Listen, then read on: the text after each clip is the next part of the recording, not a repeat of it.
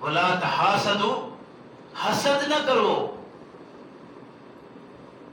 ولا تدابروا، قطع رحمی نہ کرو، تعلق نہ توڑو، تعلق اپنے قائم رکھو۔ تین چیزیں، صحیح بخاری 6065 نمبر ہے اس کا۔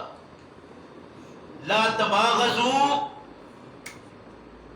ولا تحاسدوا ولا تدابروا، بغض نہ رکھو، حسد نہ کرو، اور آپس کے تعلق قطع نہ کرو۔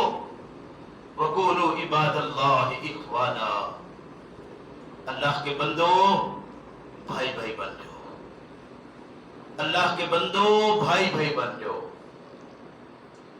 وَاعْتَصِمُوا بِحَبْلِ اللَّهِ جَمِيعًا وَلَا تَفَرَّقُوا وَاذْكُرُوا إِذْ كُنتُمْ أَعْدَاءً فَأَلَّفَ بَيْنَ قُلُوبِكُمْ فَأَصْبَحْتُمْ بِنِعْمَتِهِ إِخْوَانًا۔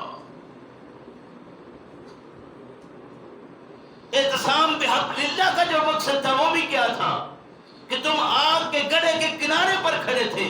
کب؟ جب تم ایک دوسرے کے مخالف تھے، جب تمہارے تعلقات قطع تھے، جب تم ٹکڑوں میں تقسیم تھے، جب تم الگ الگ گروہوں میں تقسیم تھے، تم آگ کے گڑھے کے کنارے پر کھڑے تھے، اور محمد رسول اللہ صلی اللہ علیہ وسلم کو بھیج کر اللہ رب کریم نے تمہارے اوپر بڑا احسان یہ کیا کہ تم سب کو اکٹھا کر کے بھائی بھائی بنا دیا۔ فرمایا ولا تباغضوا ولا تحاسدوا ولا تدابروا وَقُولُوا عِبَادَ اللَّهِ إِخْوَانًا، اللہ کے بندو بھائی بھائی بن جاؤ۔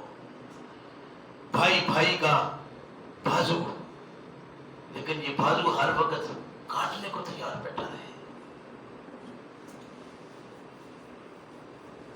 کوئی ذرا سی ایک چیز سامنے آ جائے کسی دوسرے بھائی کی، سارے زمانے کی برداشت ہوگی لیکن بھائی کی برداشت